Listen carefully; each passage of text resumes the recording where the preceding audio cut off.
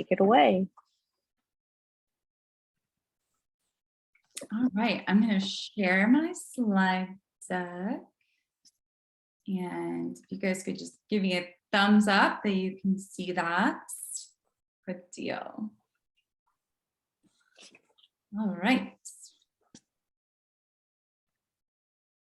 Well, so you could still see that, right? Yes. Okay. I got double screens going, so it's always a little bit of a juggling act. Sí, ya la escucho, Katy. So my name is Dr. Meghan Blaskowitz. My students at the university call me Dr. B. You can call me Megan. I want to definitely keep this as informal and conversational as possible. We are just, and I'll let Alia, why don't you introduce yourself real quick? Good evening, everyone. I am Dr. Alia Pustorino-Clevenger. I work with Megan at Duquesne University. There I am our Director of Extracurricular Community Engagement in our Center for Community Engaged Teaching and Research. Megan, before we start though, I think we're getting a dual screen image of the slides. Okay. Just wanted to let you know. Yeah, that wasn't what I intended. Okay. No, that's okay. No, I think Ron had let us know in the chat as well. One moment.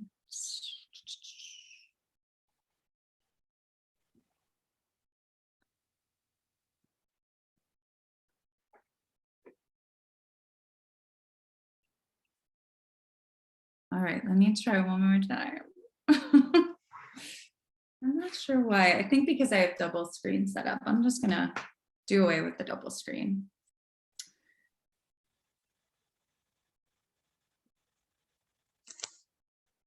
Sorry, everybody. Okay, let's try that. Is that better? That is much better. Awesome. All right.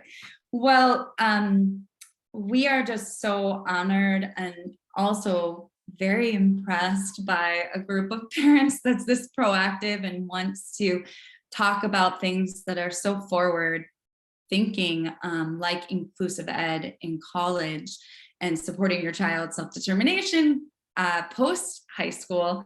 And we know that, you know, some of the children are probably, some of your children are still in elementary school. So for you, it's probably feeling like graduating from high school is a very long ways away. But I would ask for anybody who's willing to share or whoever wants to talk in the chat about, I mean, one of my first questions is, what age, when you were a little kid, did your parents start to ask you questions like, what do you want to do when you grow up? Or what do you think you want to be when you grow up? I know my answer. Anyone else want to share? We talk about it all the time. My child is 9, but we've been talking about it, I mean, gosh, since he could talk, since, you know, he saw construction vehicles, because he still wants to be a construction worker. And now this week it's a chemist, you know, so it's like, hey, both are great professions and we will support you in either way you want to go. Okay, awesome. Very good. Anybody else have reflections on when your parents asked you or when you've started to kind of have these conversations with your own children?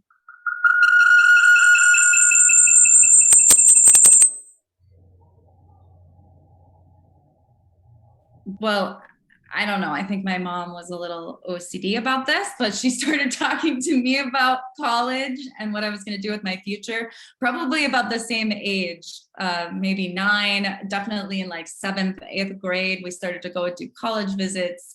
But I think that I'm again really impressed that there are parents on this call who are starting those conversations early, because when I have been an occupational therapist out in the field working with young adults and adults with intellectual and developmental disabilities, that conversation is taking place when students are 16, 17, 18, 21, rather than in middle school or in elementary school. And so what Dr. Alia and I believe is that these conversations should definitely be taking place early, often, and they should present the full range of options to students with disabilities, just as you would any other student or any other child of yours. So it sounds like some people on the call are already ahead of the game in that area. But our objectives for tonight, because Alia and I have been so integrally involved with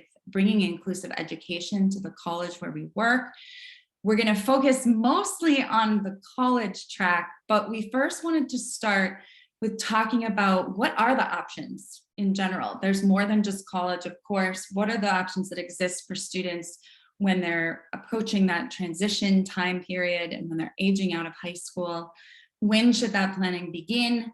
What are some of the skills that you can start to foster with your own children, but that you can encourage school districts, teachers, special educators, and therapists to foster with your kids in high school, middle school, elementary school? Some of the newer terminologies in the field and some of the new approaches that we're taking in the field of inclusive education are using self-directed IEPs and person-centered planning. That's definitely something that I hope you'll start to hear more about in the coming years, and also as students start to approach that transition period. And then what are post-secondary opportunities related to college? How do parents typically fund those? And Alia is going to tell you a range of different options there. So when we sat down to kind of start envisioning this presentation, these were the options that we most commonly see some of the young adults that we work with considering as they start to work on their transition plan as part of their IEP.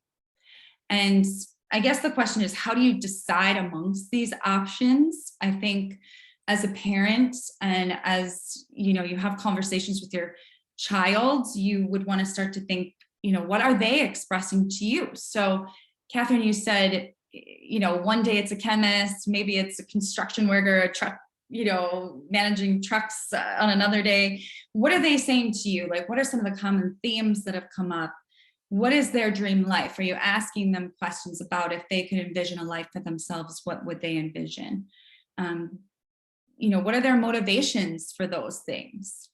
Have they had any experience or exposure to those things? Because I think sometimes, all of us in life have an idea about what something will be like, and it's not until we've had more experience and exposure that we really come to understand what that choice is like. So I know Alia is going to talk about this later, but do students need to go to college, for instance, to pursue the path that they want to do in life, or to pursue the goals and the dreams that they have?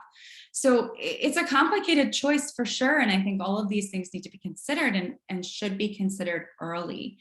And so, when we're going to talk briefly about what each of these options look like, but of course, inclusive college will be where we focus our conversation tonight, because that's what we've been doing for the last 5 to 6 years. I will say with day programs, this is certainly an option, and it runs probably the most similar to a school setting upon graduation from high school. Day programs are typically funded by Medicaid or the waiver, if you have the waiver for your child. There's probably about 5,000 options across the country for day programs. And this focuses more so on life skills and leisure, social participation, community engagements. But, newer models are definitely like day habilitation without walls. And I don't know, I think day programs kind of get a little bit of a bad rap because they are more segregated in nature. But I've definitely worked with young adults and adults who love going to a day program and get a lot out of that. And it's a really enriching experience for them. Transition programs are usually co-located on a college campus, but they are not necessarily part of the college environment. And so what I mean by that is that students might be going to the college every day, but they're not actually participating in inclusive classrooms. They're not taking college level courses. Again, this is a focus mostly on building independent living skills. There is some pre-vocational exposure during a transition program. We have a transition program at our university. However, it's very segregated. It's kind of located in the basement of a building. And people are learning more so, it's an extension of high school. They're learning how to enhance academic skills like reading, maybe math, but for like a financial literacy, independent living bent.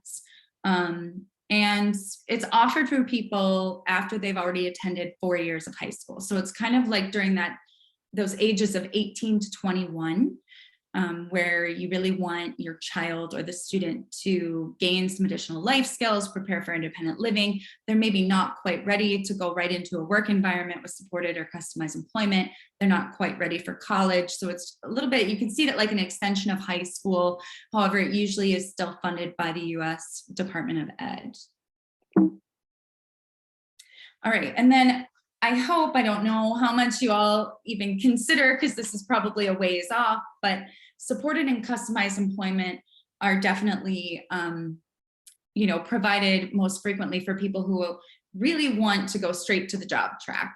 And this is where there's a process of discovery where an agency, a nonprofit agency, will take a young adult or a student through an interest inventory to kind of explore different vocational options. And they provide job supports, job coaches to help you try on different work settings for size, with the goal of eventually obtaining competitive employment. However, I will say in a lot of states, there are very long wait lists for supporting customized employment. So that is the case here in Western Pennsylvania around Pittsburgh. And so while there are a number of people who want to go straight into the work world, there is a delay. And so people might end up attending a day program or a transition program first before they're able to access a job coach. And I'm not sure if this is the case in California, but here in PA, we do experience rather long wait lists to find qualified job coaches to support people in an employment environment. However, I will say when people do receive customized employment services, it is really highly effective. We have a student here that graduated from St. Anthony's that I've worked with for a while through occupational therapy. And he was able to, with the support of a customized employment job coach, obtain restaurant work, where this was like a number of micro kitchens contained within one building. And there's different trays that go with different restaurants. And he was totally into robots and Autobots. And by embracing his strengths, that job coach paired an Autobot, which I'm not even completely sure what that is. I think it's from Transformers. He was able to pair an Autobot with each micro kitchen in the restaurant, so that this particular student, upon graduation from high school, was able to learn how to pick up and deliver trays and bring the right tray back to the micro kitchen, just because he was able to match the Autobots. And it was just really cool to see how the restaurant really worked off his strengths, played off his strengths, and he's now working. And I've heard from his job coach that he's delivering food and trays with like 98% accuracy, which I think any adult with or without disabilities, that's a pretty high reliability rate. So I can't speak enough about customized employment. It's just at times a little bit hard to access when people first leave high school. And so again, I said, this is really going to be the focus of our talk today. I updated this slide, Alia, if it doesn't look familiar, but this is something that I talk to future occupational therapists about whenever I'm teaching in class, just what is the real difference between these different options that exist on a college campus. And I would say that if we were looking across a continuum, a transition program would be more on that segregative side of the continuum, whereas what we're proposing, an inclusive post-secondary education program, that's really more of true inclusion. So what do you see, this little pictorial? I know it's not people, it's just dots, but I'm curious, if each of these dots represented a person, what do you see the difference between segregation, integration, and inclusion being based on this little picture here. I mean, you all might already know this because you're parents and you have kids who have probably experienced all of these scenarios. I'd say everything but inclusion has a certain form of segregation. I mean, even integration, they're together, but they're still not working together. Mm-hmm. Yeah. So, I mean, I would hope, although some days it really feels like we take one step forward, two steps back in this realm, but I would hope that most of the programming and the activities available for students with disabilities have moved away from exclusion, but I really, unfortunately, can't say that with complete certainty. I would say that transition program that exists on our campus is still operating somewhere in the world of segregation, maybe moving towards integration. But really, I mean, for the longest, people have touted integration for students with disabilities, whereas what we're really seeing as the way forward and the vision for the future is true inclusion. And so integration, I would say, is when people are part, you know, they're plopped into a community where there are people with and without disabilities, people from all genders and diverse backgrounds, but they're not part of the community. They're in the community, they're not part of the community. And what we're trying to push forward with inclusive education is true inclusion, where people feel a part of the college campus, a part of the broader Pittsburgh community. And so you will see a great resource if you think your child might be interested in community college or university, is to go to Think College, thinkcollege.net. And there are college searches there, but you are going to see all of the above kind of models, the transition program, non-inclusive college models, moderately inclusive and fully inclusive models on that Think College website. And it's hard to tease out what's what. What we're presenting tonight is a fully inclusive model because honestly, that's where we want to see things go. And it's not to slam transition programs because they serve their purpose and they are amazing because, you know, who doesn't want to be around people who've had similar life experiences or life trajectories or have felt stigmatized or segregated in some way? I mean, there are positives to going to a day program or a transition program, but I don't think that we'll ever really reach full inclusion until we offer inclusive opportunities. And so that's what Alia and I envisioned when we first met about 5 or 6 years ago, and that's what we're still trying to build today. So I'll let Alia tell you a little bit more about what our model looks like. Well, one of the things I think, because I've been noticing we've had a really robust chat, so I thank all of you so much for sharing.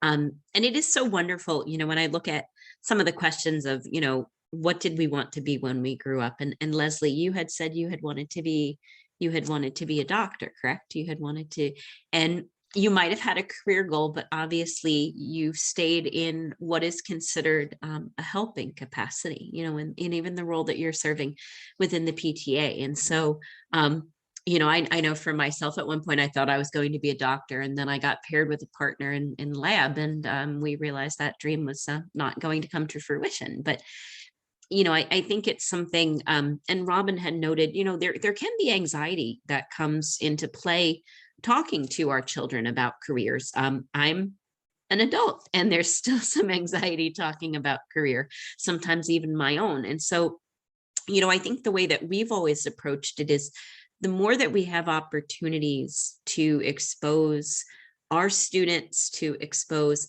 for those of us that are parents, our children, to seeing different careers, I think oftentimes, and maybe to Robin's point, that helps de-escalate some of the stress.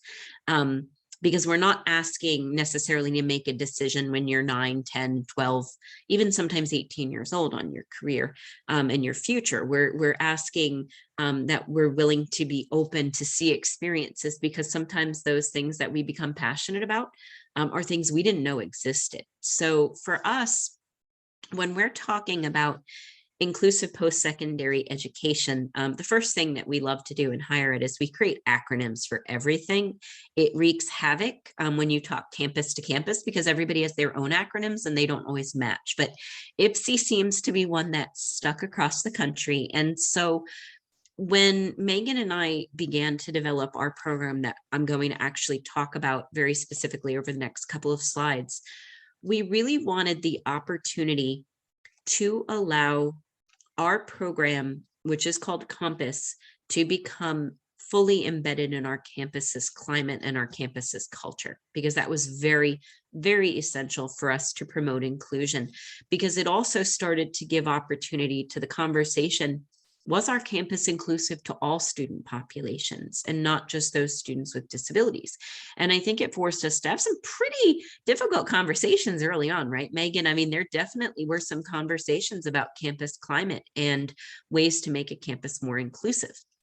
For us, in our case, as many of our peers who are doing this work, the ideal is a 4-year certificate, oftentimes non-degree, because it could take a student 2 years to acclimate to their campus and to start to get comfortable on a campus and to really come into their own. But there are opportunities for students to pursue 2-year certificates or even in some cases bachelor's degrees. And so for us at Duquesne, we have 4 anchor points that are very essential in our program, and most IPSIs have. And so obviously educational coursework is integral to the program. While most college students will tell you that the social aspect of college is the most important. Since I have a background in student affairs, I'm going to agree with them. And I tell them it is 99% of the time, especially if we're in front of the provost or the president, we have to tell them academics is the most important. But we want students to have that educational foundation. We want students to start to not only have some of those skill sets that they're building in what are usually core curriculum. So when we think about courses like public speaking or potentially a course on ethics or a course in writing or a course I teach on research, because students need to know how to do that in the world around them. We want the students to take that education and lay a framework around them. Do they want to join clubs and organizations that relate to their careers? Have they had a passion their whole life they want to continue to explore? We have prolific swimmers in our program. We have had students that have been in pools since they are babies. And we have a club swim team on our campus, so our students are actively engaged there. We've had students that have said, we want to join fraternities and sororities. And we have took a breath of air in and talked about risk management and mitigation, and we've encouraged students. We have had students that have joined our campus theater group, which is 100 and almost 10-year-old organization. We have had students that joined Tabletop, which again, Megan and I had to learn what that was, because that's a club for oftentimes competitive tabletop gaming. So, these are all things, our students are finding their peer group on campus based upon experiences that are really similar to their own interests. And on a campus, it's great because if you're like, I haven't met my people yet, you can go to our centers for student involvements and form clubs so that you find your own people. So, those are 2 instrumental experiences, but independent living is also something that's so important. And it's probably the one area that is most challenging in IPSIs, because not every campus has the opportunity for housing models, sometimes because of risk adverse policies on a campus. It could be because the campus may not have housing capacity to have more students. It could be, unfortunately, because a family is not yet comfortable for their child to not live with them. We have had the option for our students of either living on our campus or being a commuter. And some of our students have opted to be commuters. Some of our students have opted to live on campus. And for those who have lived on campus, they've had to learn the nuances of navigating roommate relationships, particularly if they have never lived with someone before. They've had to navigate, what does that look like when I have to get up in the morning because mom and dad aren't getting me up? What does this mean when in the middle of the night, there's this shrill shrieking sound in the hallway and everybody seems to be leaving because somebody pulled a fire alarm? What does that look like? What does that do when I need to be up for class at 8 a.m.? But on the other hand, there's these really important skill sets, of being independent, managing your own space, looking forward to an apartment or a condominium or a house, having that opportunity to make decisions. Is this the week I do laundry? Is this the week I don't do laundry? Is this the third week I don't do laundry? What happens if I take my debit card and, go shopping on Amazon? Do mom and dad get mad at me? And I say that somewhat tongue in cheek, but independent living is a really important opportunity for our students on campuses. And because there are structures set up on campuses with resident assistants and resident directors or community advisors, there are full-time professionals that are trained and dedicated to support all students, not just our students in our program. There are resident assistants, again, similarly trained to support all the students on their floors or their wings. So there are these opportunities for a student to stretch their wings and say, I'm okay with this experience. I like this. Or sometimes students will say, I think I want to commute another year. Some of our students have figured out ways that they have singles, maybe not to their parents' preference, but they wanted to live alone, and we've respected that opportunity for them. And so independent living is huge there. And then the other piece of our program that's incredibly important is employment and internships. And for specifically internships, this is an opportunity throughout our curriculum to really spend time exploring and understanding what someone's career goals and trajectories are. So those internships have been anchor points helping our students to define that, as is the opportunity both to hold on and off campus employment. So, those are 4 cornerstones here. But as we start looking at our program specifically, let me tell you a little bit about the Compass program at Duquesne University. So we are what is considered a mid-sized urban Catholic university. We are smack in the middle of Pittsburgh, Pennsylvania. We are the 2nd largest city in the Commonwealth of Pennsylvania, unless it's a Saturday and there's football up at Penn State. Then we joke that we're the 3rd largest city.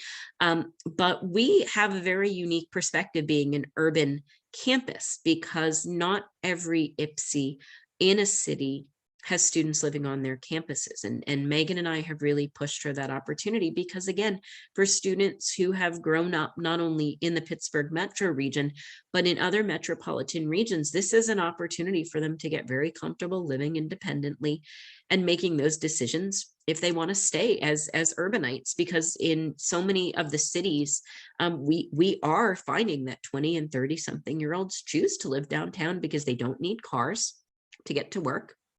If they live in the city, there's nightlife and social opportunities, and a lot of their peers live there. So again, there's some perks there. We are primarily a commuter campus. That is important, I think, to note. About 70% of our students live off campus, 30% live on. We have just 9,197 students, give or take, every year. And so a large number of our students actually do participate in graduate level programs. So that is something that can skew our population as well a little bit. For us, we offer a 4-year non-degree certificate. We also offer the option for students who are enrolled in bachelor's degrees at the university who may have IDD the opportunity to participate in Compass for supports. We are in our 3rd year of pilot. If you had asked us 3 years ago, would we be in pilot 3 years from then? We would have told you no, we'd have a full-fledged program, but we had no idea that we would launch a pilot in August of 19 and face a global pandemic in March of 20. And have to persevere through that, and have students go to class in person, fully virtually, in hybrid formats, that we've had to work through quarantines, etc. But in those 3 years, we have learned a lot with our 4 students that have come through the program with us. And we have really been able to start to build and ensure that we have a fully academic curriculum and residential options for our students. So when we look at this curriculum a little bit, one of the things that I think, and I won't go into it too much, that I can say is that, at least for us, in our first year, we spent time acclimating our students to our campus, giving our students a chance to start to get involved in clubs and organizations. And really, once they're comfortable, whether that would be 2nd semester or 3rd semester, that's when we jump right into our internships and pretty much start to build those internships incrementally up in hours every week so that each of our students is building determination and grit and becoming really comfortable with a more traditional work schedule. Because some of our students have said to us like, oh, you know, we're going to have to work like 40-hour weeks when we graduate. And Megan and I are like, we're aware of that. That's what typically we do when we go out into the workforce. And so the students are like, oh, okay. So then we want to be able to intern with more time so that we're more comfortable with that. And so we've been successful there in that capacity, we think. So now kind of thinking about Compass and translating college backwards. This is something I think about a lot with my little guy who is in kindergarten part 1 right now, because he's going to have the opportunity to do part 2 next year. That was a decision we reached with his school because I just think he wasn't quite ready. But, you know, in every step of, I think, elementary, it's important for us to think of these ways that we have opportunities for our children to then subsequently start building experiences that scaffold us towards preparation for going to college, going into the workforce. And it starts as early as our ability to identify our therapeutic supports and how those therapeutic supports start to build our ability to engage with others. So, you know, I know all of you are not new to speech and OT and PT.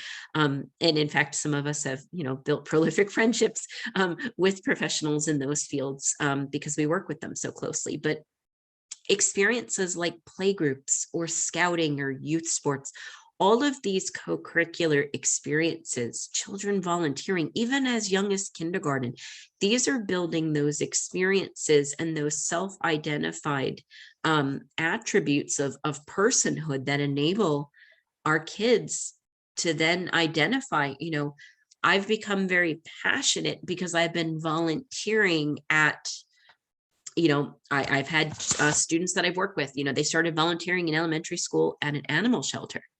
They wind up going into animal advocacy or even sometimes becoming veterinarians when they grow up because of those experiences at such a young age. You know, when we think about grounding ourselves in our experience, if we have faith traditions, again, that's an important part of a student's experience. And it's also something that we encourage when families think, if you're going to college, if that's an important part of your child's life, let them continue to explore that in college. And you want to find campuses that embrace that. You know, I always believe very heavily in creative expression, maybe because some of our students in Compass also are very heavily invested in creative expression. And some of them started in theatrical performance programs when they were, you know, 2, 3, 4 years old. And so again, those are really great grounding spaces for personal exploration. When we start getting into things like day camp and sleepaway camp, and again, I'm having trouble envisioning how I'll ever be ready to let my little guy go away to camp in a summer, because it's hard, because I think mommy and daddy are going to miss him. And then I realize he'll get there and 5 minutes later, he'll be playing and he won't even remember that we left him. But that experience is going to build levels of comfortability and skills for him then to be able to step up into longer extended times in middle and high school, which translate to a greater likelihood of success if somebody wants to go away to college. And I think there is a lot of correlation here. We've had a lot of conversations with other campuses where students that specifically have struggled with the transition to living on a campus and being away from home, the common denominator is they've never had that experience before. Their families did not enable them to go away. So we really recommend that as those experiences are comfortable and safe to do that.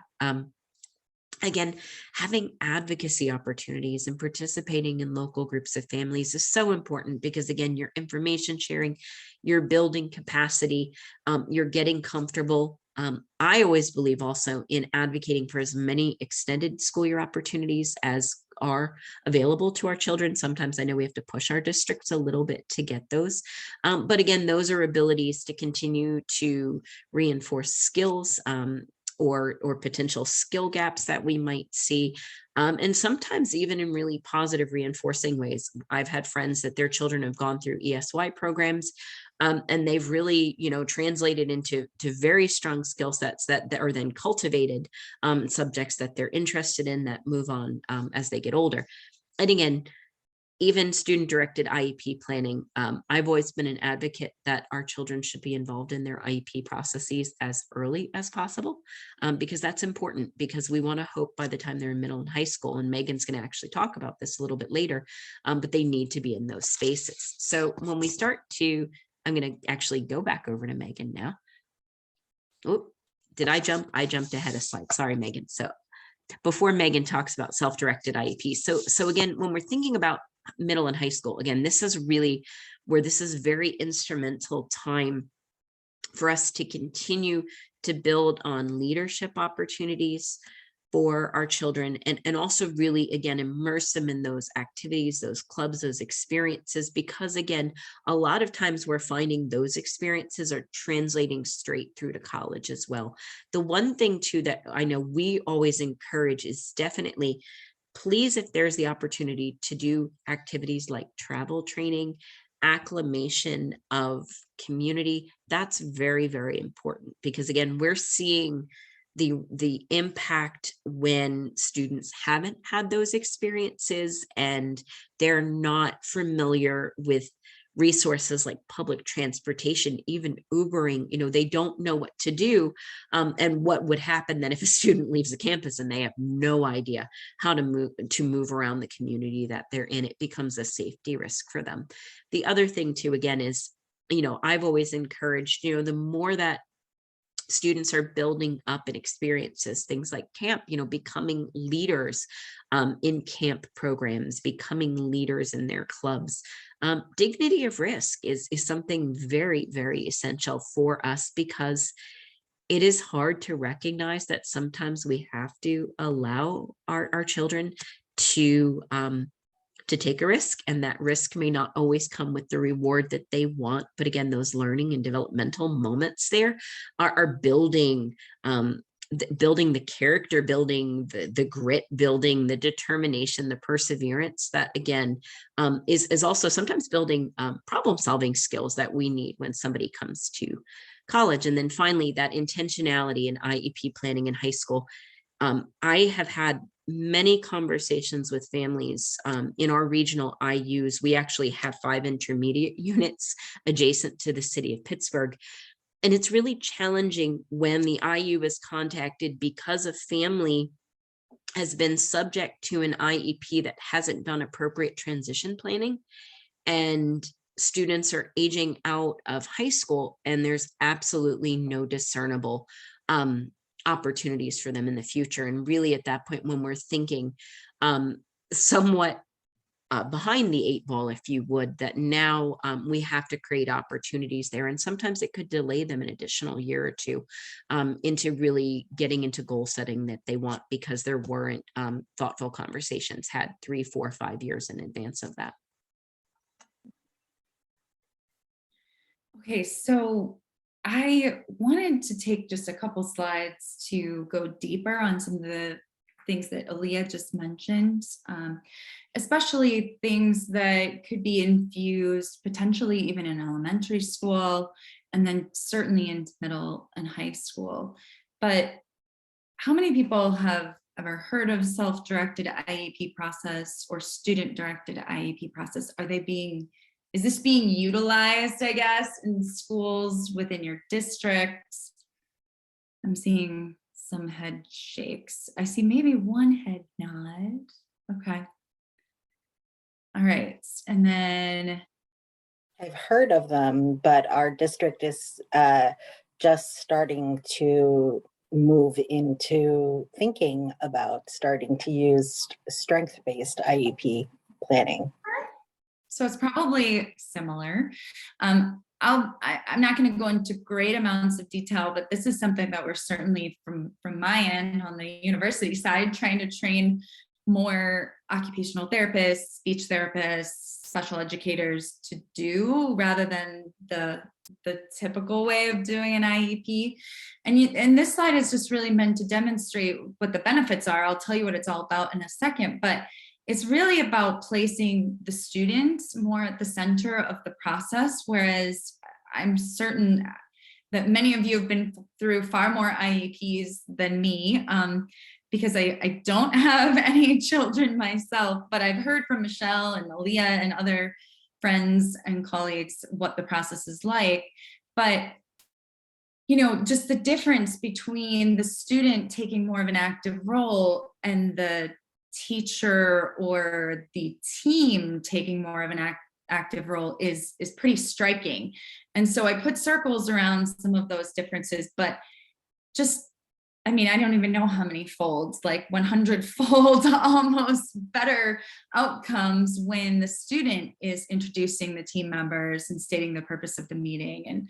And students are much more likely to express their goals and their interests for the future if they're centered in this process. But what I think IEPs look like more so is that the professionals do most of the reporting out. And of course, you as parents and family members are trying to get your word in there to advocate for your children and for their needs. But sometimes I've heard from OTs who work in school systems, who I'm close with, they're saying that students aren't even at their IEPs sometimes, which was very shocking to me. But I think it happens a lot for whatever reason. And so just, certainly from a professional lens, I'm trying to get the word out there, and people who've worked in services and supports for students with intellectual and developmental disabilities are trying to bolster this method a little bit more. But it's all about explaining the value of speaking up for yourself and, speaking up for your needs at an earlier age. And then having the student spending extra time on the front end before you actually get to the meeting, talking through what's important to them. So it's very similar to a person-centered planning process that we do more into young adulthood and adulthood, which I'll talk about in a minute. But you can apply some of those person-centered planning principles in the self-directed IEP if you put a little more work in on the front end. And so we would hope that, the teacher or the OT or the SLP, whoever is doing all the reporting out during the IEP process, would actually sit with the student in advance and make a list of who's important to them to be at the meeting. What are the things that are important to them that have been happening in school that they want to talk about?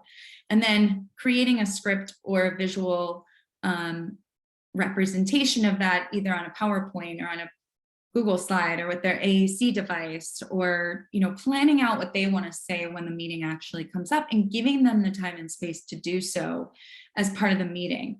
So a lot of times that will look like some of the slides that I have listed here, and there's a YouTube video that I posted in the PowerPoint presentation if you guys want to go and take a longer look at that. But that video is all about demonstrating the self-directed IEP process and having students reflect on how they felt during that process. And for the most part, most of the students have said that they actually appreciate the process a lot more, and it's a lot less stressful and daunting to them when it's a self-directed process. And so, whether it's the OT or the teacher, they would run practice drills or have the student prep beforehand a script of what they would want to say. And it's really actually quite scripted out with pictorials accompanying to help them get through leading the meeting. So there's less so the professionals talking around them and more so them having more of an active role in it. So I see a lot of chat. Yeah, I just saw Ron's comment about how you would do that with an AAC. And I think it's really about like pre-planning, that when that IEP date is. I don't know how far out you all get your date for your IEP meeting, but having the professionals help support them. If it's an SLP who's going to be part of the meeting, why can't they build a whole SLP treatment session around building an AAC or building the script into the student's AAC device or something? So I haven't worked in schools in quite a while, but when I did, we were not using a self-directed IEP process. And to my knowledge, many schools still are not. But I would love for the parent side and from the professional side to work towards making that happen more. So as students progress into young adulthood, what you hear more and more about, especially as they transition out of high school, is a person-centered planning process. And so it's very similar to the IEP, but it's very much centered around the person's voice, the student's voice. There's a lot of different strategies out there. Students will invite their circle of support. So these are people who know them best, who know what they want, who know their strengths, who know their support needs. And those people are invited to the table to go through an interview process. Very open-ended interview questions are asked. And a lot of times we, again, pair visuals with this process.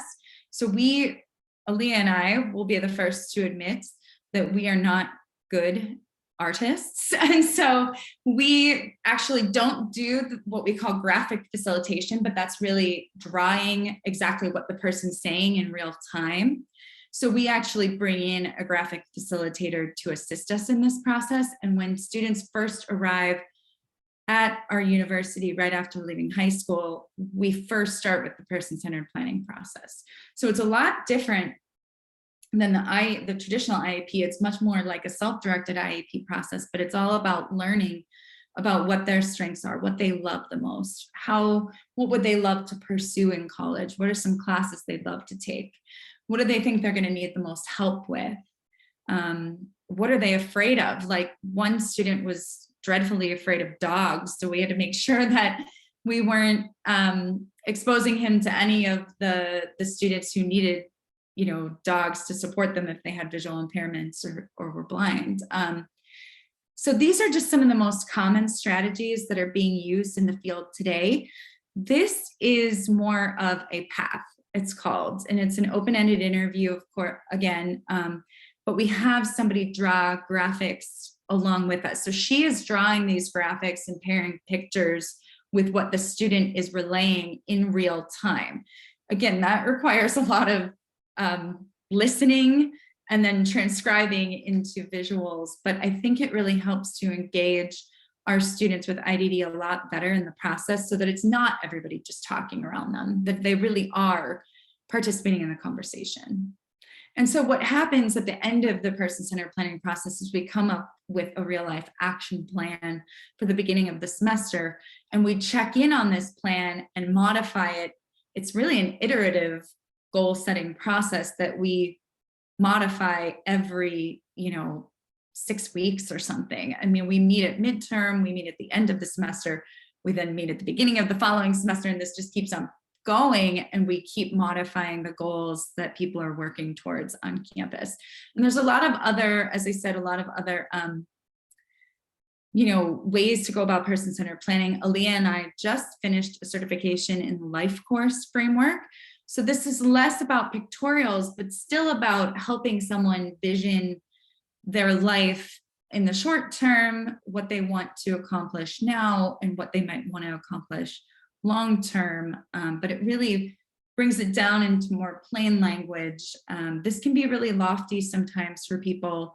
And so again, you take very like a stepwise approach to helping them identify the people and the places that are supportive of them that will help them reach these goals. And again, you can pair pictures, you can put it in different formats that are more understandable for students with intellectual and developmental disability, but we are using kind of a combination of that path with the pictorial representation and life course to help our students get ready for college when they leave high school. So Megan, we've had actually a couple of questions I think that have come up in relation to, the student-led IEP and even potentially questions about, if students don't want services. So I think, again, we have always tried to intuitively recognize our level that each student has in terms of comfortability with leading. And I think the same thing would happen in a high school, that we would never ask a student who would be extremely discomforted to lead an IEP process if that student would not be comfortable doing that.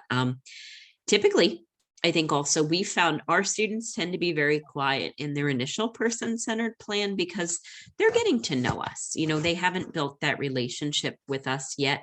That by third semester, it's a totally different situation. And at that point, our students are starting to really lead the process more because they recognize their needs more intuitively. And I think they're able to communicate them to us much more clearly. Typically, sometimes by process of you know, what has worked and what hasn't worked. So, you know, one of the other things I think that's important is to have some conversations around, you know, when we think about skill sets that are really, really important for students, you know, these are things that, again, you know, what we've observed, I think, are important steps for students. And one of those is independence, you know, and we've found that there are sometimes some challenges with students being able to manage their own schedules. I think that we have a lot of well-intentioned families who have very sophisticated calendar systems. I'm sure you all do now. I know we have one, well, we have a paper calendar in our house, but you know, and a lot of times people use Google, they'll use Outlook, you know, and everybody shares their calendars. And what can start to happen is if this is not something that's transitioned over for the student to be handling themselves on a campus, you can start having things being overscheduled, things being done incorrectly. We had that happen a couple of times with students, really finally having to let them assert, you know, I know how to schedule on my own. Mom and dad, I'll let you know if I need supports. But that's important because, again, the student is going to know when they have meetings for class, when they might have sessions with a study group, or when they're working, or if they have a doctor's appointment, or, you know, things like that. As silly as it sounds, waking independently is a very integral part of student success for all undergraduates. And honestly, many of them struggle with this initially. And we often find out from resident directors that students across our campus are getting wake-up calls or text messages from parents. And again, while that's something that's done with love and to help ensure their child's success, it is problematic because at some point you do have to get up on your own for work. And a lot of times what we do is we try to work very creatively with our students to find supports that help them. You know, if we know for a fact somebody is going to just keep shutting off an alarm on their phone, we may start looking at alternatives. You know, we've found alarms that go underneath people's mattresses that will gently shake the bed until they decide they're going to get out of it to turn it off. Or, you know, we'll have to build other systems in. So, you know, that's something important. The other thing that's important in college, because we deal with things like regulatory compliance around FERPA, is that parents really can't be communicating for their children. And again, this is usually something that all college parents are advised during orientation periods, because parents might mean well and send an email indicating they're supporting their student, but they might sign the email by the student's name, and then you wind up with an academic integrity issue that is before an Office of Student Conduct. And this has happened on many campuses before. The other thing too is that oftentimes, especially when we're thinking about, you know, programs like Compass, is that sometimes the student may need some additional assistance. And it's not unreasonable for families sometimes to hire a community habilitation aid or a TSA or whatever the self-determination waiver would name that professional. And again, you know, if a campus is asking for those additional layers of support just to help a student possibly in acclimation, we always encourage families to definitely work with them to do that, because that's meant to be an additional way that we ensure students are going to be successful. Now, oh, okay. Sorry. Oh, thank you for identifying what FERPA is. Again, another acronym. The next thing too, I think, is just awareness of community and safety. And I don't think I can underscore this enough because we are constantly thinking about this. We are an urban campus, so we do have to think about this. You know, safety is the #1 concern on any college campus, whether that is a campus in a metropolitan area or a highly rural area. And students do need to be aware of their environment. It's amazing how on college campuses, all students tend to become extremely comfortable, and they may not be cognizant of their surroundings, particularly if they put in AirPods or earbuds or whatever students call them nowadays. It was easy when they were Beats because I knew what those were called, but students will pop them in and they're completely tuned out to what's going on around them. And we've had situations on our campus, which is close to the city around us, where students have been struck by vehicles because they walked right out in front of them. They had headphones on listening to music and they couldn't hear the car coming. And it's also important to note that campuses aren't closed spaces. So, I always like to really, spend time emphasizing with families, our students, as I had a parent who, my parents grew up in New York City. So, they always said, are you street smart? Are you aware of what's going on around you? Do you know what to do? Do you know how to interpret if an area is safe? Megan and I take walks with a lot of students because we both do a great deal of community engaged work. And part of that is acclimating undergraduates at our university to understanding what different safety indicators are in a community. There's things, do students know how to respond if somebody comes up to you, if you're approached by a stranger? We think students know, and then unfortunately we find out that they don't, and the other thing is, very important, do they know how to reach out if there are emergencies and who they need to be contacting? That is huge. And unfortunately, a lot of times it seems the first people students contact on campus for most undergrads is their parents. And we're like, campus police, 911, but again, students are so acclimated to problem solving strategies with parents that it's very natural for them to call. And the other piece is that self-determination is hugely integral in student success on campuses. Students have to have that self-motivation to go to class. Class is technically not required at college the way it is in high school or middle school or elementary school. We don't like to tell college students that because they take that very liberally. But again, you have to want to go to class. You have to want to complete your classwork. It's for you. Does a student have a circle of support? Do they have friends and peer mentors and faculty and their family and other people of influence in their life, mentors, former teachers? Do they have those people that they can go to when they're having a really rough day, who will help them maintain that motivation to keep going? Because, all of us have had those circles of support around us to get us to where we are, able to be successful now in our lives. But our students also need to be aware of who those people are and who you can text when you just need somebody to say, you've got this. The other thing is a student willing to openly identify that they may need help? And this is a really hard challenge for most college students because maybe they haven't done that up until this point. I always tell my students when I'm teaching, this is a bigger problem if you're not asking for help, because we assume in college that you know what you're doing. And if you're not, just ask, we're there to help you. The other thing was, is a student motivated to attend college? Was it their dream or was it a parent's dream? And unfortunately, again, we've had a lot of conversations over the past couple of years with students who, when those doors are closed and they're away from their parents, have said, I want to be X, Y, or Z when I grow up. I don't want to go to college. This is what mom and dad wanted for me. And that's hard because then you're helping a student to have conversations with their families about their goals and their dreams and their objectives.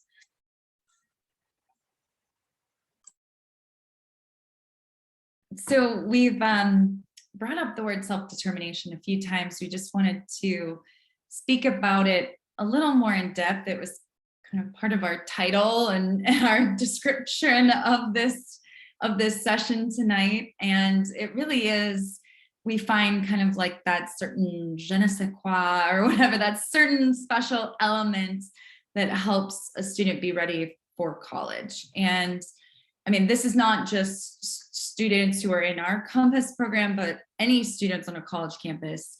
As our occupational therapy doctoral students make their way through class, they hear more and more from us as teachers that they need to show more self-determination, more self-direction.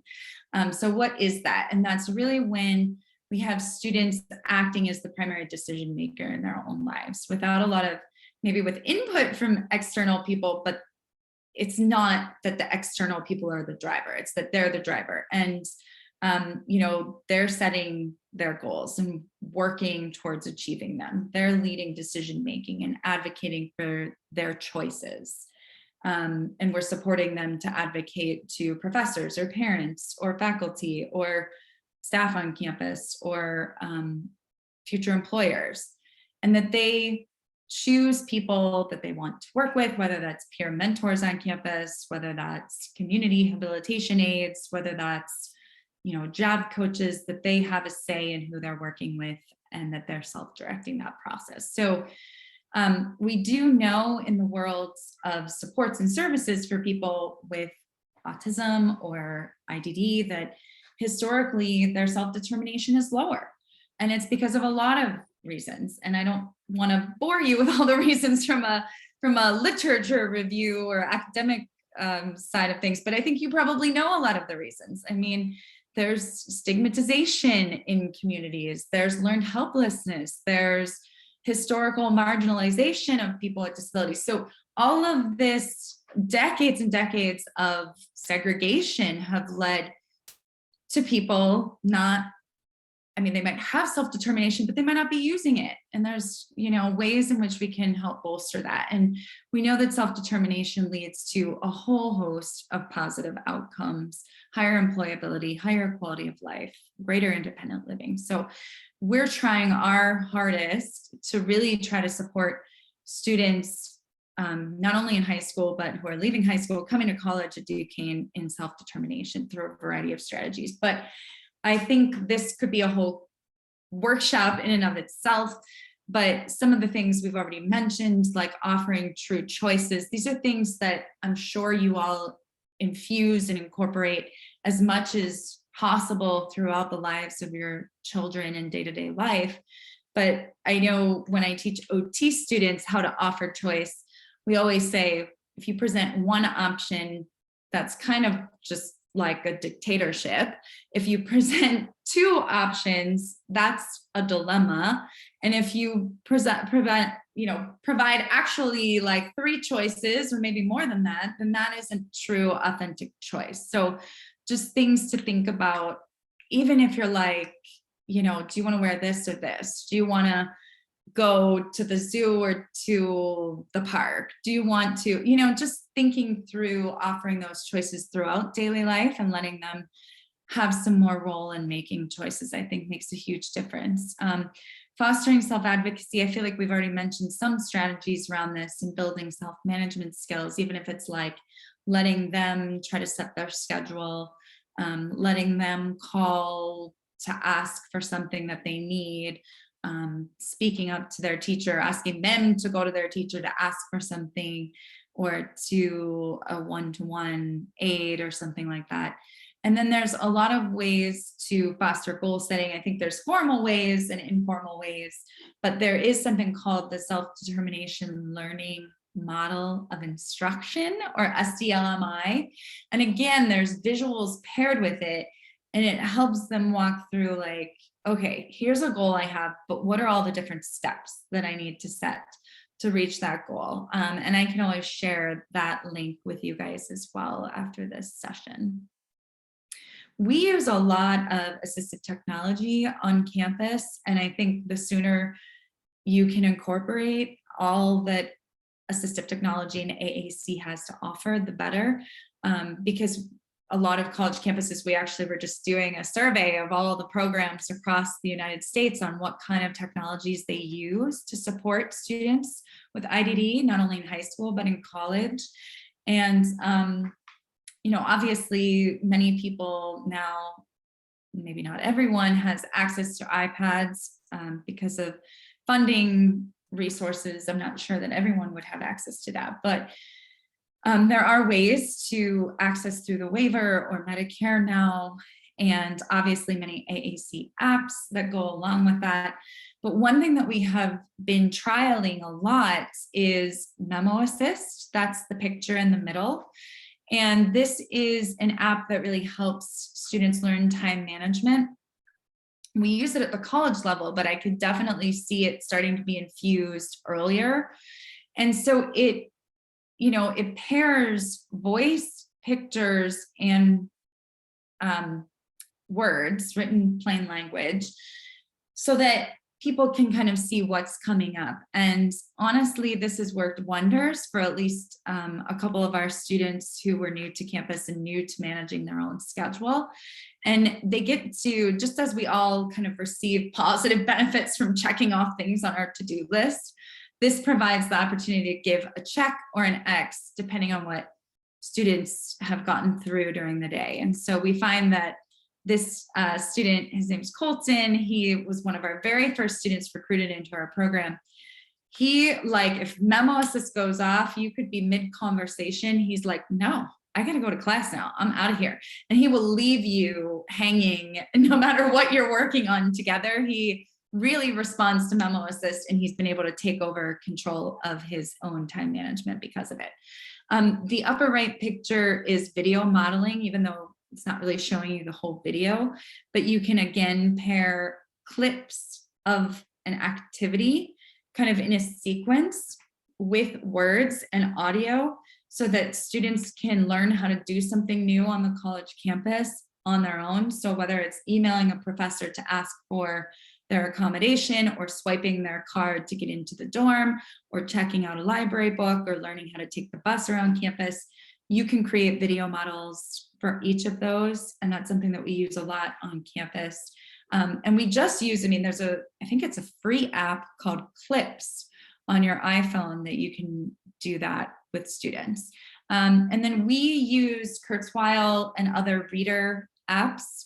And again, Colton started using that in high school, I believe, right, Alia?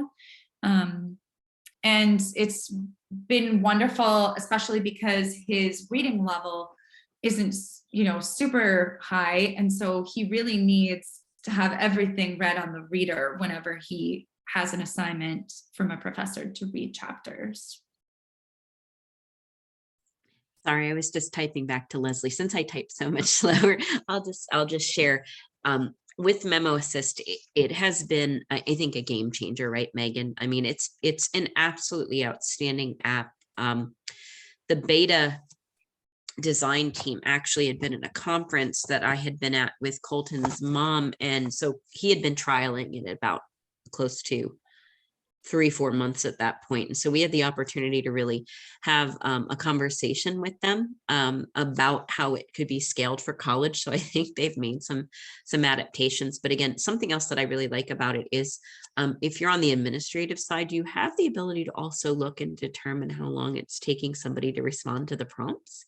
And you can incentivize it as well. And I know that's something even, for college students, that is something they like. Our students like getting badges or things like that. So, there's some resources there. But again, one of the other things, as we kind of jump ahead, because I think we're kind of starting to wind down now, when I think about career awareness, something that, again, I think, and this is being gleaned from dozens and dozens of conversations that I've had with transition teams at schools. And I guess we call them the intermediate unit in Pennsylvania. You obviously don't call them that in California. So I'm sorry, I was using non-interchangeable language, but also with families and students, is really when we're looking at an IEP, we need to be very, very transparent with a student's goals. I've had too many conversations. I just had one last week with a parent that the transition team was saying this student is going to go into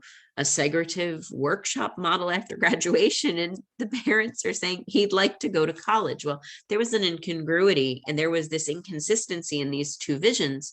And unfortunately, if the family really wasn't seeking that opportunity, his opportunity to go to college may not be something that's then subsequently reinforced in the remainder of his time in high school. The other question is, again, if a student does not want to go to college, not every career requires attendance at college. And so, are there opportunities to really have those work experiences? And conversely, if we know somebody has to go to college, we don't want to be setting them up for that potentiality for failure if they're their career trajectory requires it. So, again, that's very logical. And I think all of us know that, but it's amazing how when we're actually looking at the black and white plan in front of us saying, this does not translate to what the student's goals are, and how can we help to modify that to help a family.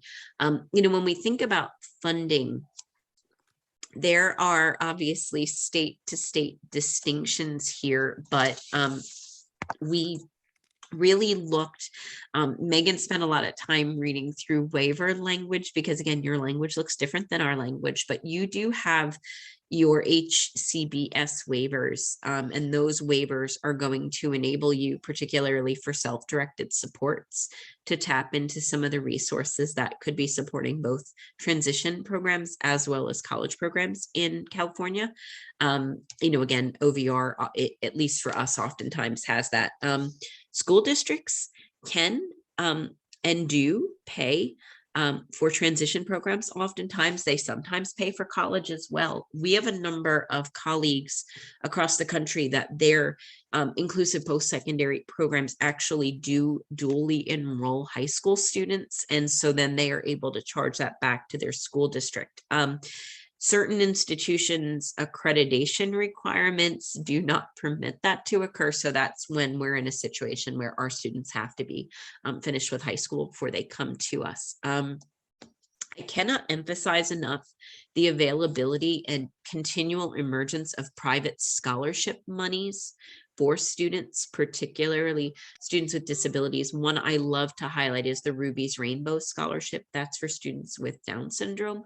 That has been a scholarship that has enabled a number of our students to come to Duquesne. And they are very, very generous scholarships. And so it is a competitive process, but typically a lot of times it's Googling, what are scholarships available? I know that a lot of your local civic groups, like your Rotarians and Kiwanians, have scholarships that they typically can't give to students. It's quite funny. We have that problem in Pennsylvania. And so I'll get emails from clubs because of my role on campus, my primary role. And I'll say to them, have you considered the possibility of talking to your school district for students with disabilities who may want to go to college? And they're like, we didn't know that was a thing. And I'm like, I'm not going to ask which thing you didn't know was the thing, but let's get you in touch with some of the transition coordinators, because I want to ensure that all students have the opportunity to have access to these monies. California, your 529 plan is a little bit different than Pennsylvania's 529 plan, but essentially that's the ability for parents to create those savings for college. I think you all tap at $529,000 is the maximum investment a parent can make in California. But again, I'd like to say that's guaranteed to get somebody through college, but we're not going to talk about college tuition rates at private institutions right now, because it causes hyperventilation. The other thing is, if a program at a university is a comprehensive transition and post-secondary program, or a CTP, and it is designated as such by the federal government, that enables participants in that program to tap into financial aid resources like Pell Grants. If they're bachelor students, they can tap into Stafford loans. It enables students to tap into federal work study. So again, more financial resources that can be stacked. In addition to really the hope to reduce the ultimate private pay of a family. That's for Meghan and I, always our primary goal is to make our programs cost as reasonable to our families as possible. And then when we think really in terms of California specific resources. Sorry. Yeah, I was just going to say one quick thing is that two things that many times for an inclusive college program, we are advocating for the tuition to be substantially lower than the typical undergraduate tuition, because many of the students are getting a certificate and not a bachelor's degree. So that's what we've been going round and round with our own university, is settling on a rate where students can still get a combination of these funding mechanisms to fund the entirety of their college experience. And that has been the case for most of our students, that they've been able to access waiver and OVR funding to cover almost their entire tuition. So I just want to make the case that college is, there's been so much tuition escalation in terms of cost. However, many of us are advocating hard to make it affordable and within the realm of what the waiver will cover. And in Pennsylvania, students get $35,000 for education services, which is post-secondary college, for a lifetime, but OVR will often pick up the rest. And then oftentimes students are typically just paying for like dorm living out of pocket. So there's a lot of possibility. I just don't want anybody to be scared by the escalating tuition costs out there. Yeah, and I think to second it, because, we did do pretty extensive benchmarking. And so really, in looking at tuition across the country, because I think I looked at tuitions for almost every program that exists right now, they are all extremely conscious of the waiver funds and the fund streams in the states that they're located in to allow families access to those programs. Now, in California, I think there are some additional resources that you may have that, again, may not exist in other states. So, there are the free opportunities for tuition, with families that have incomes below $80,000 a year, if we're understanding and interpreting your documents correctly. The same thing if a student is Native American, they would have that opportunity for free tuition. The California College Promise Grant, too, I think is also a wonderful opportunity, because that enables families to tap into 43 institutions. And of those, I crosswalked those schools with the existing identified programs that Meg will talk about in a second. And 4 of them actually crosswalk. So if a family would qualify for the Promise Grant, they have that opportunity to do that at schools that already have established programs. And again, with the California participant directed waiver or your self-determination waiver, that, at least according to the way we've interpreted it, gives you the community-based training services, which should tap into educational resourcing for about 150 hours per quarter, which does typically translate to a credit threshold for most students. Most students in IPSEs don't take 15 to 18 credits per term. They're not in an overload. They may be taking anywhere between 6 to 12. So again, when you look at your hours of equivalency to credits, I think it puts you in a good place where students are able to tap into quite a bit of their resourcing through their waivers to access the schooling. Okay, and just lastly, because we'd love to leave a few minutes for any questions that you may have. I know we threw a ton of information at you, but we did look at our resources through Think College. And again, that's the National Coordinating Center for All Inclusive Ed Programs. And there are, it looks like, a number of budding opportunities in terms of inclusive education at colleges around California. It looks like this college to career program is the most established, and it looks like it works mostly with community colleges across the state. In terms of levels of inclusivity, when I read about college to career, because you do kind of have to delve into the details to understand how inclusive these programs really are. It looks like college to career is kind of on that moderate wavelength.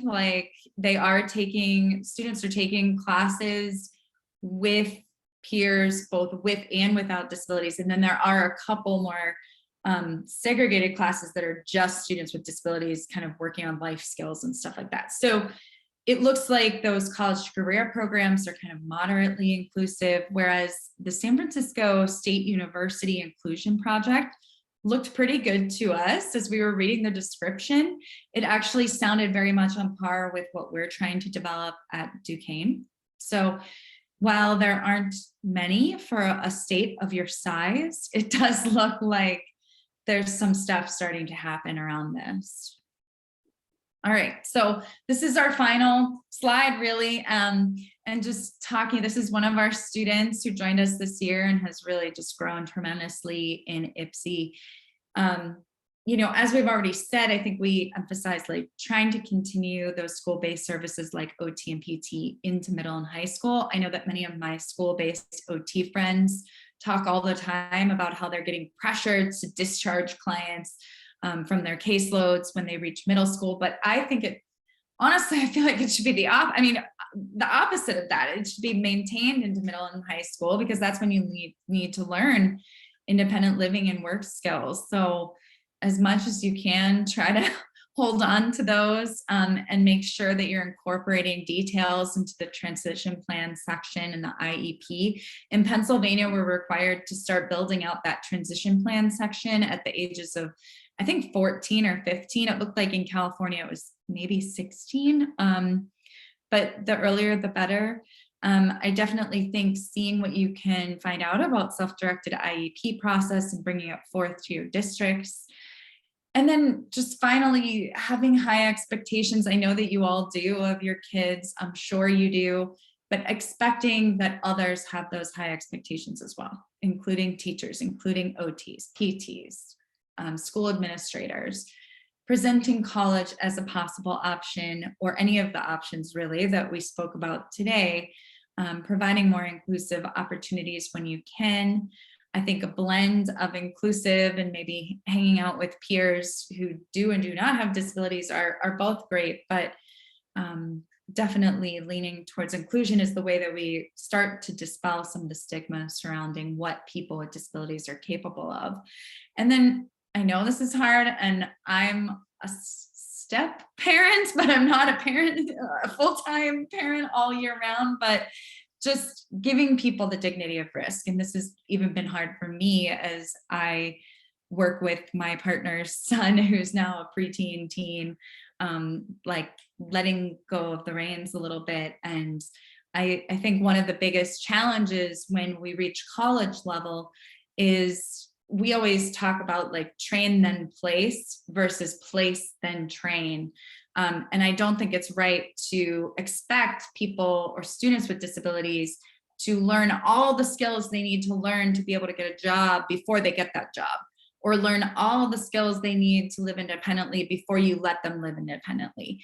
I think we at Duquesne are taking much more of like a place and train approach, or like place then train approach, because we want to offer the opportunity and then work with somebody and wrap supports around them to be successful in college, rather than holding college as a carrot out in front of them but never letting them truly achieve it. So we're doing what we can, and we're so happy to be able to speak to parents, because I think that's what we need, is to have university people and professionals and parents sharing ideas much more freely, to make sure that we're all on board around the topic of inclusion and what that might look like best for all of your kids. So we would love to hear any other correspondence or just reflection or debate or whatever you want to offer with us via email, or Michelle also has other contact info for us at Duquesne if you ever want to give us a call, whatever you might need to help support your efforts moving forward. So I know we thought this talk was going to be like 45 minutes. We're always wrong with how long things are going to take. And it was wonderful though. I hope so. So much information. Thank you so much. I hope so. We're sorry for the information overload, probably. No, I know it's a not at lot all. to digest, but we've been thinking about this a lot for a long time. And again, I think from our vantage point, the more families that we have the opportunity to talk to, the more robust network we create around the country, and the more opportunities that we'll create. So I noticed that there was some conversation going on, and there seemed to be some programs that are evolving at schools that maybe aren't even on Think College's radar yet, which is fantastic. But we will have to tell them, because we want to make sure that those schools can promote themselves to the larger community. That's something, yeah. So does anybody have questions or comments or thoughts? Or Feel free to unmute yourself if you want to ask a question.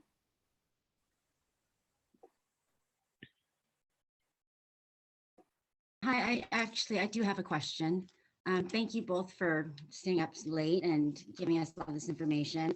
I have a 7th grader, and so this was everything was new and it was very helpful. But I just want to make sure that I'm kind of understanding the overview, which is if we have a child who would like to go to college or has a career choice that puts them in that path. What I'm understanding is there's only certain colleges or places have a program in place that will support kids that need extra help. And there is not a universal kind of program. Every school can have their own program. It can, so it's just up to us to kind of learn what that program is and see if that's something that can work. And the two of you have come up with an incredible program, which I wish was in California instead of Pennsylvania. Or we can just clone you two and just put you guys at some schools over here would be awesome. But I'm assuming that that last list you showed of schools in California that do have some inclusive programs, they're not necessarily going to be like the Compass program. Right, and that is one of the hardest things is reading with a critical eye. That Think College website, it's like thinkcollege.net/college search is super helpful, but there's a lot of like fine detail there. And even some of my doc students who I work with, they've struggled to interpret the information, and Alia and I have to kind of sit with them and help them understand what is a truly inclusive program. So if you ever have questions as you're reading through it, please don't hesitate to reach out to us. But any tips, Alia, for deciphering what's really inclusive, what's more segregative? Well, and I think it's a couple things. I mean, you know, the first thing I've always found was recommendations and guidance from one of our colleagues when we began our program in Pennsylvania.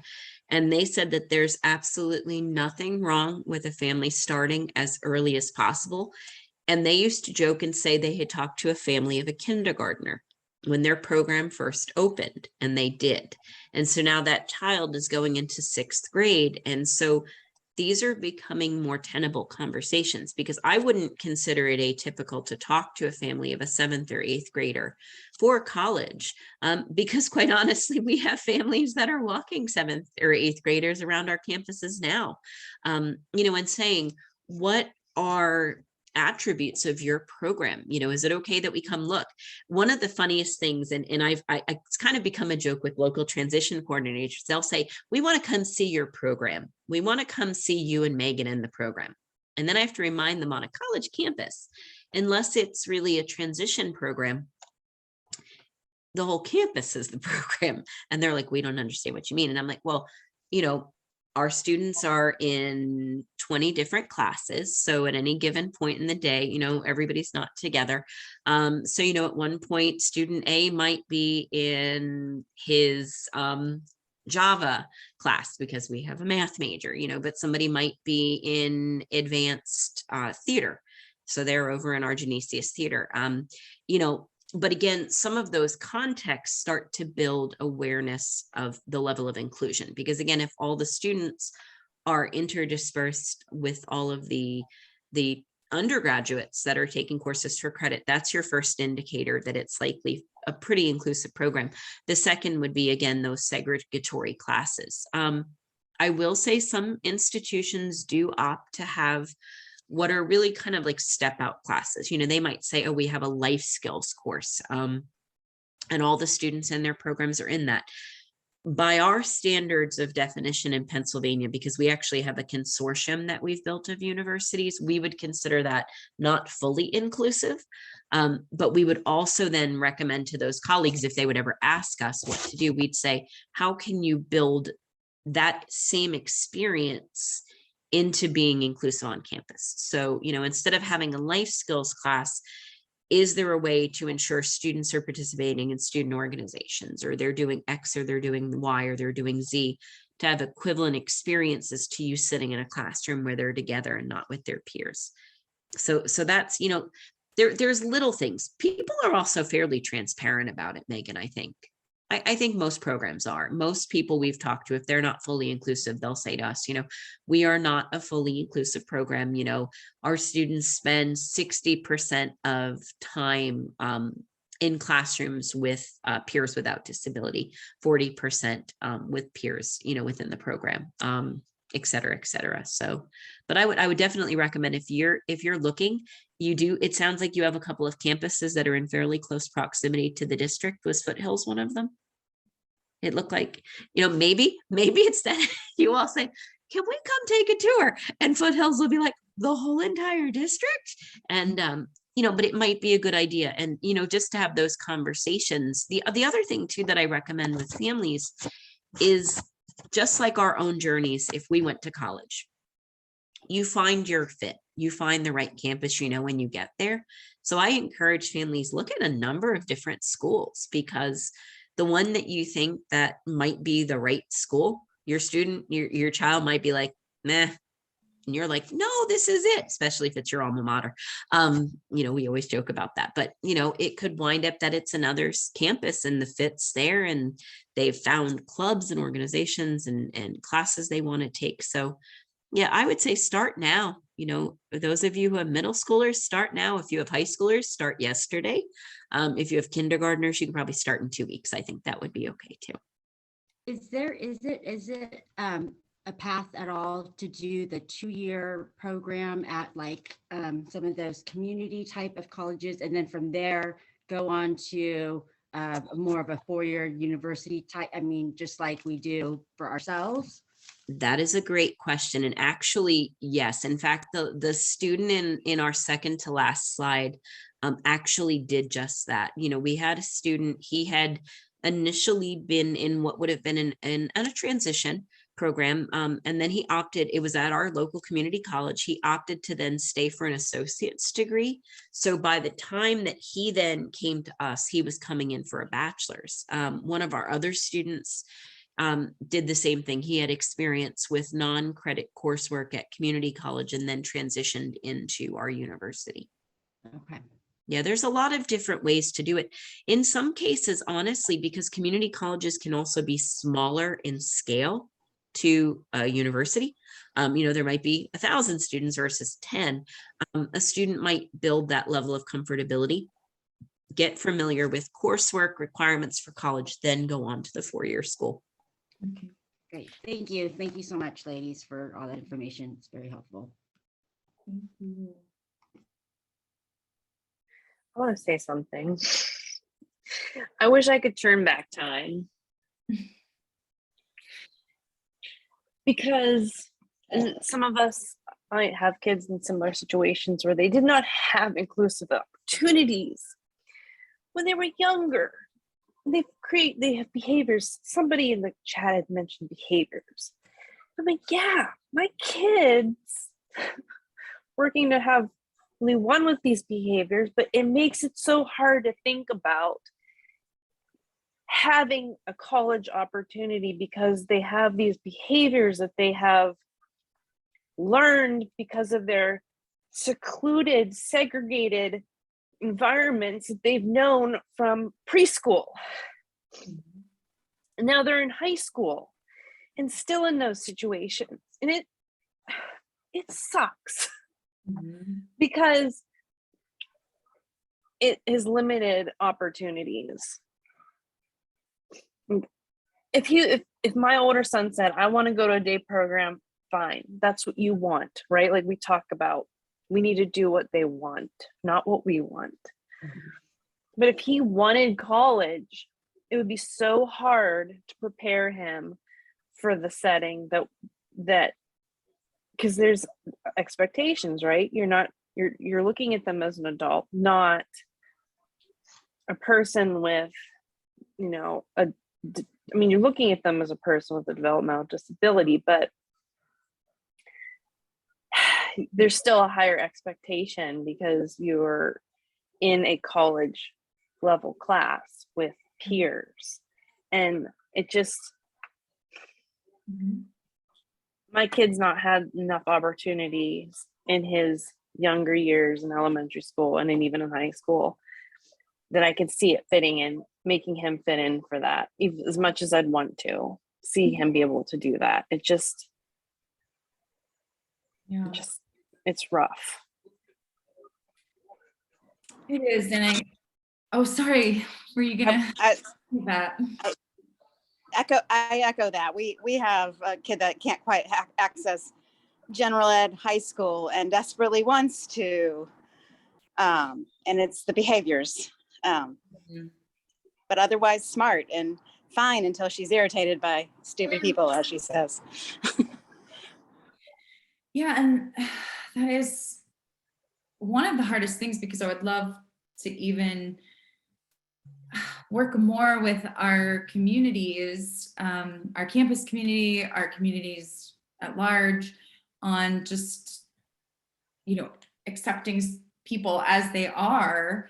But then there's this other lens where I'm interfacing with faculty and professors and staff who come to Alia and I with a whole host of list of things related to behaviors, that you see how those stigmas are still so raging out in the community, and on our college campus. And sadly, things change so slowly, because we have adults who we work with through nonprofit providers who say to us, God damn it, I really wish I could take like a chemistry class or a philosophy class. And so that would really be our goal down the road, is to be able to accommodate more. I think one of our mentors said to us, you have to start with students that are going to be successful. And then once you've got that foot in the door, then you can expand it. Then you can bring in more people, just with a whole wide range of diverse presentations. And that would be our goal down the line. But I think we've got work to do. But I also, again, I think it points to a frustration that I also have with our larger educational system overall. Because again, in that regard, we're failing our children in K-12. Because again, to me, everyone should have the opportunity to participate in a fully inclusive classroom. I've said it to my school district. They probably thought, oh, great, this lady just moved here. And I said, damn right I did. I just moved here because I want to help to continue to improve your school district and to give students opportunities. And so I think that those are conversations, because I also think it does come down to supports in classrooms. I mean, Megan, we've seen, even with undergraduates, that what tends to happen with us is, once we started Compass, a lot of our students with disabilities on our campus that may not have openly disclosed their disabilities to anyone other than the Disability Services Office have started to come to us and ask for supports. And, some of those are additional supports in a classroom, Michelle, that can ensure that a student can be comfortable, and that potentially some of the challenges that we might have seen in other classroom spaces. Again, one of the things I used to say in my ed classes was, it's not always the kid. Sometimes it's the teacher. And especially, I often found my teachers didn't like when I said it's the teacher. But it's the teachers, and we have to be cognizant of that. I think that we've found some faculty that have been wonderful allies, advocates. They've asked for training, they've asked for opportunities to help to support other faculty, supporting not only the students in Compass, but all of our students on campus with disabilities, disclosed or non. And then we've met some faculty that we've decided that we don't want to spend more time than we need to with them. And we know that those are faculty that we don't want our students in classes in, because they won't be successful. So, I think we feel your frustration. I feel your frustration, because I often think with my own son. But we want to ensure that there's going to be those opportunities, and we'll all fight together. I think we have another hand. Yeah, feel free to speak. I think. Yeah, feel free, unmute. Mhm. I just wanted to say that, as possibly the only teacher on here, not all of us are that way, and some of us are trying to help. I know I also had one of Michelle's kids in the past, and inclusion is hard. I'm a mod severe teacher of students this year. I have 3rd through 5th grade, and we're at Garfield. And I absolutely love it. My kids are super popular. That's literally their own words.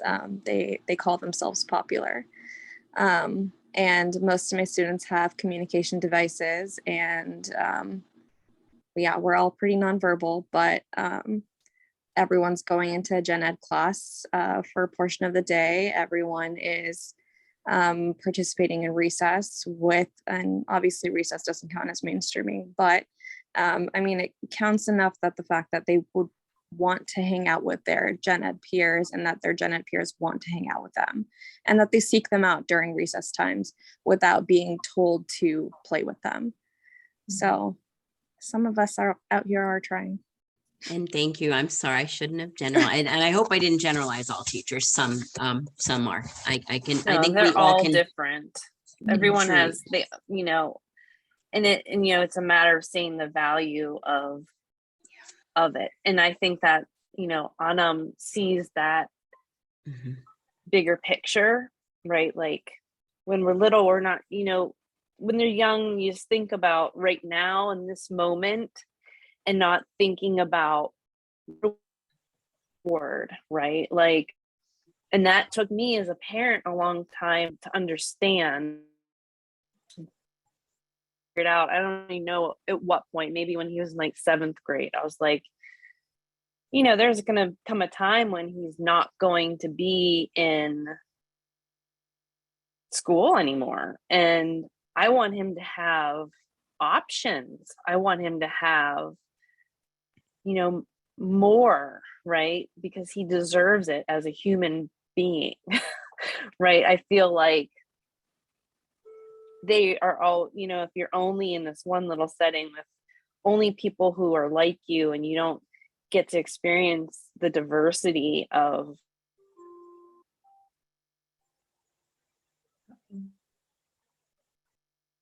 Frozen. No, she was saying good stuff. He was. Oh. the world, and you will never have those opportunities later. Run at your internet. Am I still frozen? No, you came we're back. no longer frozen. Okay. Yeah. No, I just wish all of the professionals, all the school districts could see the possibilities and see that what you're teaching them when they're younger, it makes a difference for when they get to be adults, like, because that's what we do for everybody else, right? So shouldn't we be doing that for them too? Mhm. And some teachers see that, and some teachers don't. I don't want to just be thinking about, in this moment. It needs to be what's beyond this school year. It's not just playing games, right? Like it's real life. Mhm.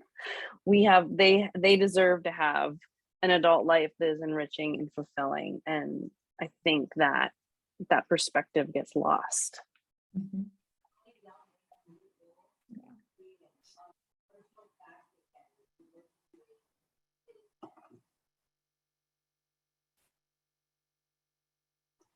Any other questions or comments? Thank you, Michelle.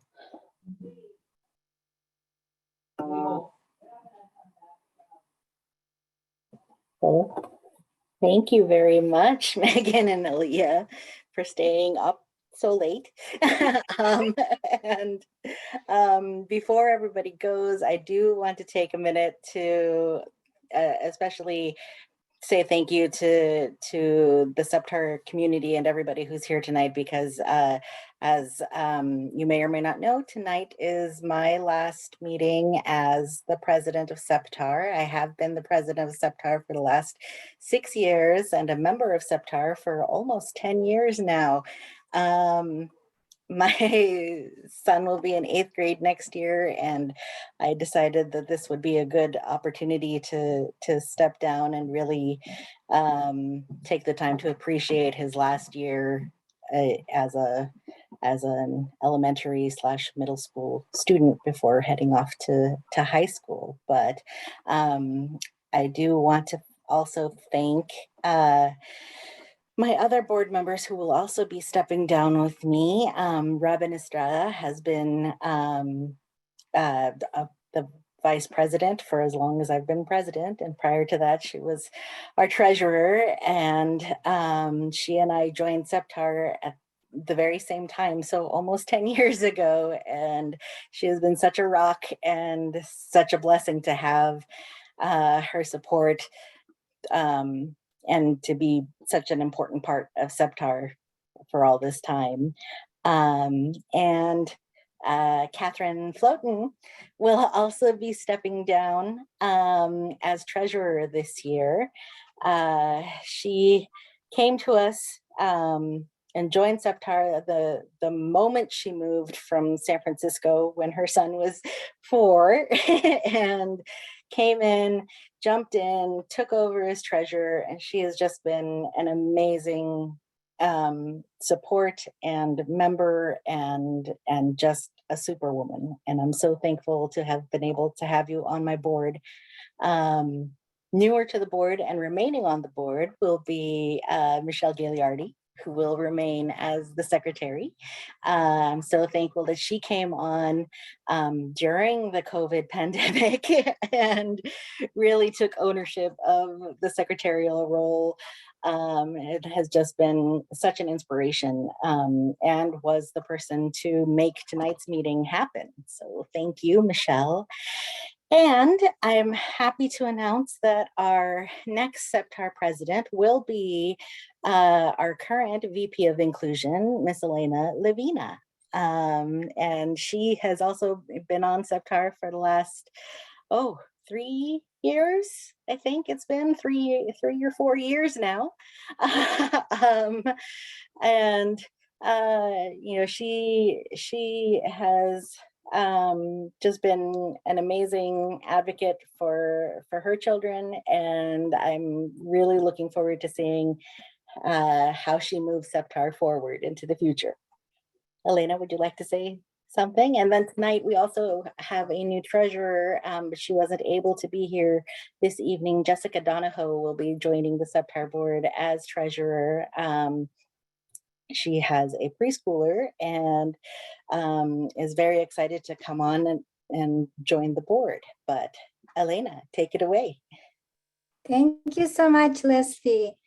First, I want to thank Alia and Meghan for your wonderful presentation. It was amazing. You opened my eyes to so many things that I didn't know before. My son's only 6, so it's good to start thinking about this. But yeah, and I want to thank you all, Leslie, Robin, Catherine, Kathy, who I think she left, for all your hard work, for years of advocacy and years of investing into our families and our children. And we couldn't have done it without you, with all your what you've done and where SEPTAR is now.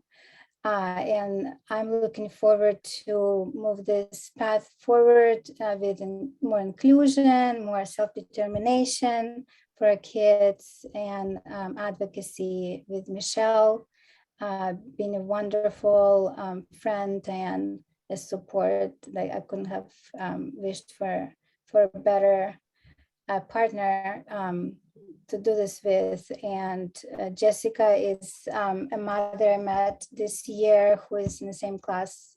Her daughter is in the same class with my son, who's doing TK this year. He's in a full inclusive class for the first time this year. It's going really well. We'll see how it's gonna go moving forward. But someone mentioned behavior, and that's been an issue for us as well. So we're trying to figure out how we can change people's perspective on that. But yeah, thank you so much, everyone. And so I have Alejandrina here as well, and she would be, she would like to be our Spanish liaison. We may have couple Spanish liaisons, but I don't know how we do the nominations, or how do we do that with the Spanish? Let's take that off meeting, please. Okay, just I wanna just make you aware that Alejandria is also interested to join our board as well. Yeah. Yeah. Anyone else want to add anything? I just want to say thank you to Leslie, Catherine, and Robin. I know it must have been really hard these past couple of years, keeping things going and engaging with families. And I think that's going to be one of our big goals for next year's life is, we think someday going to return to normal. Maybe we're getting there. But you know, just getting that engagement going again. That I remember from when I used to come to SEPTAR meetings back a long time ago in person. But thank you for keeping things going, keeping the ship sailing, and you know, making this opportunity for us to continue it. I also want to add one more thing. We're still looking for vice president. It's not an elected position, but I see a couple people here who join in a meeting. Maybe if you guys would like to join as a vice president, please let us know. And we would love to have you on our board as well. All right. Well, thank you very much, everybody. I'm going to stop the recording.